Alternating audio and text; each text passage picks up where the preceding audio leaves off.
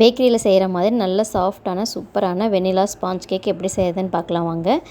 இந்த sponge cake பார்த்திங்கன்னா bakery ஸ்டைலில் நம்ம ஃப்ரெஷ் க்ரீம் கேக் செய்கிறதுக்கு இதை நம்ம யூஸ் பண்ணிக்கலாம். நான் வந்து இது வரைக்கும் இந்த கேக்கில் யாருக்குமே ஃப்ரெஷ் க்ரீம் கேக் செஞ்சு கொடுத்தது இல்லை. இதை நான் டீ கேக்காக மட்டும்தான் யூஸ் பண்ணிகிட்ருக்கேன். இந்த கேக்கோட வெயிட் பார்த்திங்கன்னா 650லேருந்து 700 கிராம் அளவுக்கு வரும். இதை நம்ம க்ரீமு சுகர் சிரப் எல்லாமே ஆட் பண்ணோன்னா 1 கிலோ கேக் செய்கிறதுக்கு இது கரெக்டாக இருக்கும். இப்போ ஒரு மிக்சிங் பவுலில் நான் 6 முட்டை எடுத்துக்கிறேன். 200 கிராம் அளவுக்கு சர்க்கரை, பவுடர் பண்ணாத சர்க்கரை 200 கிராம் எடுத்துக்கிறேன். 12 கிராம் அளவுக்கு தண்ணி. இது எல்லாமே நம்ம வெயிட் மிஷினில் வெயிட் போட்டு எடுத்து ஒரு மிக்சிங் பவுலில் சேர்த்து நான் இதை பீட்டரில் ஓட விட்டுக்க போகிறேன். நல்லா வந்து ஒரு ப்ளஃபியாக வர வரைக்கும் நல்லா பீட் ஆகட்டும். அதுக்கப்புறம் நம்ம மைதாலாம் மெஷர் பண்ணி எடுத்துக்கலாம். நம்ம சர்க்கரை எவ்வளோ 100 கிராம் சர்க்கரை எடுத்தோன்னா 100 கிராம் மைதா எடுக்கணும். அதே மாதிரி 200 கிராம் சர்க்கரை எடுத்திருக்கேன். அதனால் 200 கிராம் மைதா, 1/4 ஸ்பூன் அளவுக்கு உப்பு சேர்த்துக்கிறேன். இது நம்ம ஜலிக்கெல்லாம் தேவையில்லை, அப்படியே ஆட் பண்ணிக்கலாம். பேக்கரியில் ஸ்பாஞ்ச் கேக்குக்கு பேக்கிங் பவுடர், பேக்கிங் சோடா எதுவுமே யூஸ் பண்ண மாட்டாங்க. அதுக்கு பதிலாக ஜெல் யூஸ் பண்ணுவாங்க. நம்மளும் அதே மெத்தடில் ஜெல் யூஸ் பண்ணி தான் இந்த கேக் செய்ய போகிறோம்.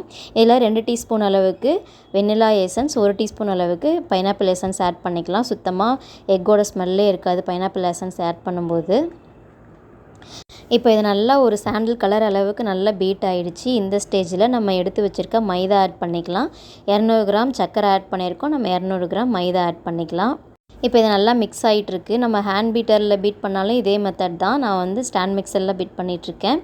இப்போ இது நல்லா மிக்ஸ் ஆனதுக்கப்புறம் இப்போ இந்த பீட்டரை ஸ்டாப் பண்ணிவிட்டு நான் வந்து ஸ்பேச்சுலா வச்சு நல்லா இப்போ அடியிலேருந்து நல்லா மிக்ஸ் பண்ணி விட போகிறேன். ஏன்னா மைதா போய் அடியில் செட்டில் ஆகிறதுக்கு வாய்ப்பு இருக்குது. நல்லா மிக்ஸ் பண்ணிவிட்டு 10 கிராம் அளவுக்கு கேக் ஜெல் ஆட் பண்ணியிருக்கேன். கேக் ஜெல் ஆட் பண்ணிவிட்டு நல்லா கலர் மாதிரி வர வரைக்கும் நல்லா பீட் பண்ணிக்கணும். இந்த ஸ்டேஜில் பேட்டர் வந்து நல்லா திக்காகும். அதுக்கப்புறம் நம்ம 90 கிராம் அளவுக்கு ஆயில் யூஸ் பண்ணிக்கலாம். ஆயில் வந்து வாசனை இல்லாத ஆயில் நம்ம எது வேணால் யூஸ் பண்ணிக்கலாம்.